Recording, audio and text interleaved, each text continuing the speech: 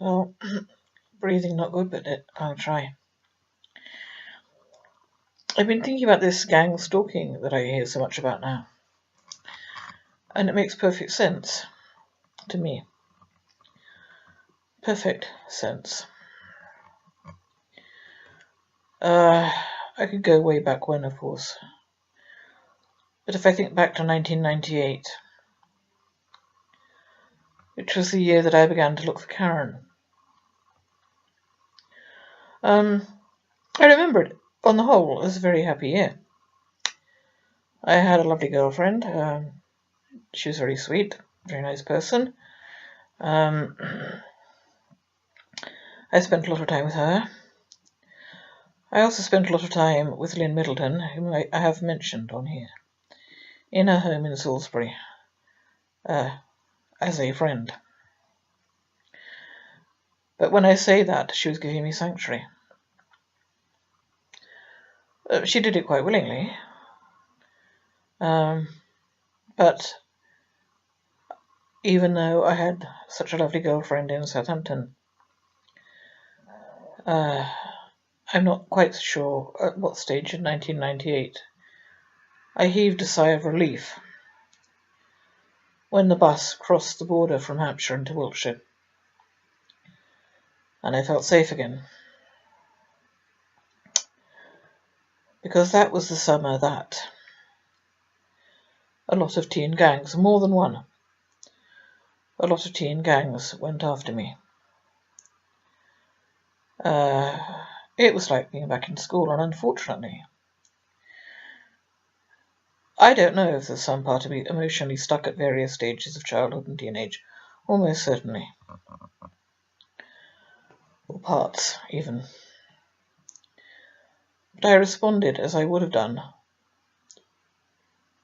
if I were their age. I got spat on, I got all kinds of insults, of course. Everything that had happened in the school playground. What made it so extraordinary was the fact that I was 44 years old. And this was happening everywhere. It was mainly teenage gangs. Not entirely. I can remember an incident with some men at the pub opposite where I lived. And one of them actually punched me. When I rang the police, they wouldn't go into the pub. There were two of them, and they said they would not go in without backup. So when I think back to my reasons for leaving Southampton and moving to Wales, in point of fact, there were a great many. But the topic at the moment is gang stalking. Now, wasn't that strange timing? I'd been to college for 2 years and walked to and fro. No problems. That was 91 to 93. I'd been to university between 93 and 97, with 1 year out for illness, which my father, had he been alive, would have counted against me. Oh, he would have said, I'm sure anyone could get a first-class degree if they take a year out.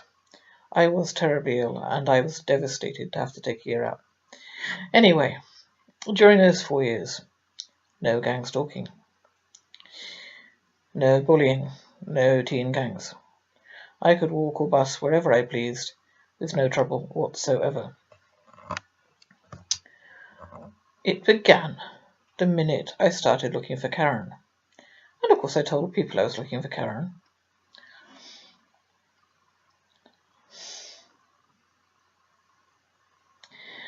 It isn't the only time in my life, and Wales has not been entirely safe. I might leave that one there for the moment, actually.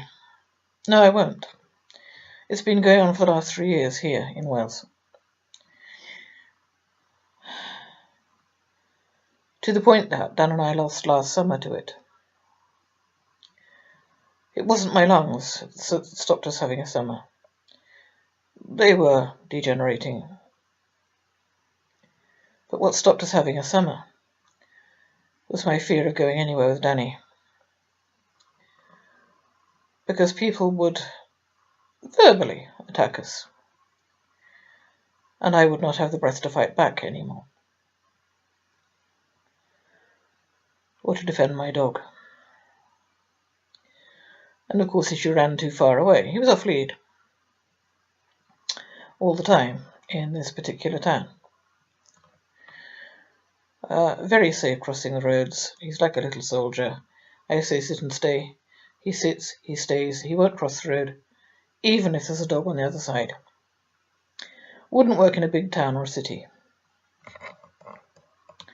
Or at least I wouldn't want to risk it. Anyway, he was off lead, so he would go a fair distance quite often from me. And I would not necessarily have the breath to call him back. He's a gentle dog. He's a strong dog. Inanimate objects are not safe from Danny. But human beings of all ages and other dogs are safe from Danny unless they attack him. He's defended himself against other dogs who've attacked him. And it has been self-defense, and I have been there to see it. One owner actually admitted that the fact that his dog had lost a chunk out of his ear was entirely the dog's fault. His dog's fault. He's a nasty little dog, he said. He deserves it. Well, Danny didn't escape unscathed either. Anyway, this is not the point. The point is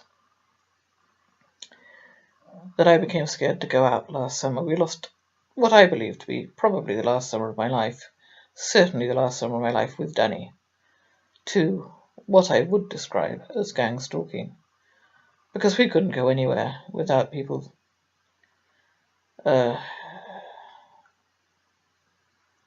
I will describe it as bullying.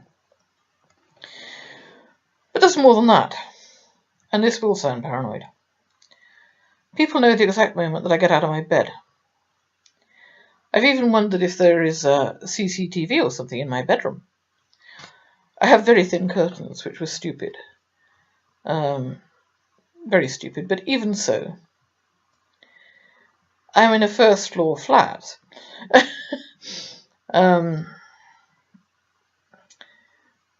And it's very obvious that they know the minute I get out of bed.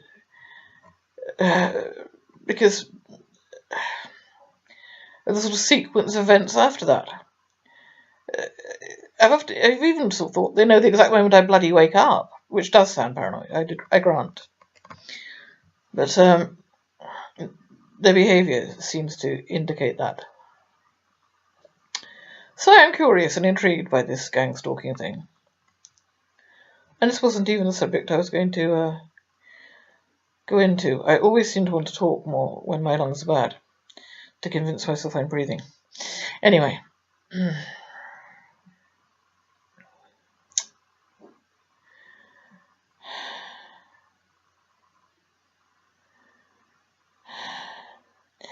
Life for the last 3 years in this valley has been absolute hell.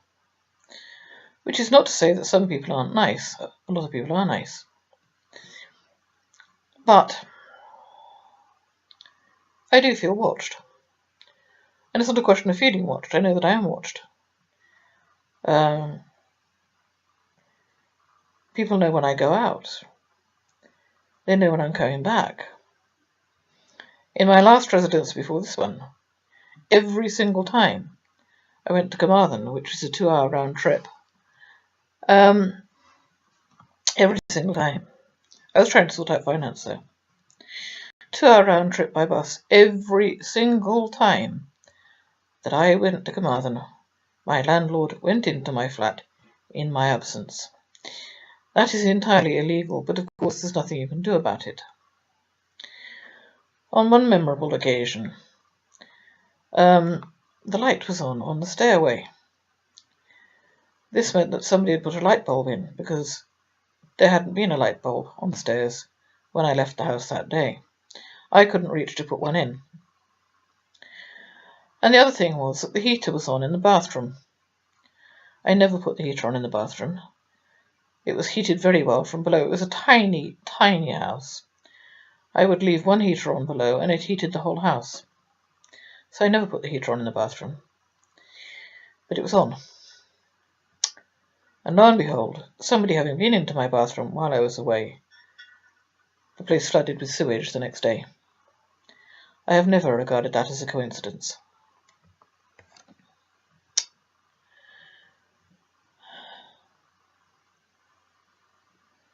I also believe and always will believe. Yeah, I'm going to say it. That the person to whom I entrusted my dog while I went to Southampton in May 2013 actually killed her.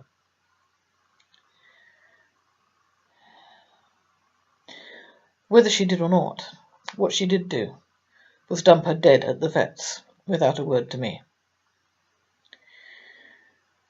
So that when I have gone to Southampton twice in the last 5 months and left Danny in kennels, I have been absolutely scared stiff that he would be dead when I got back.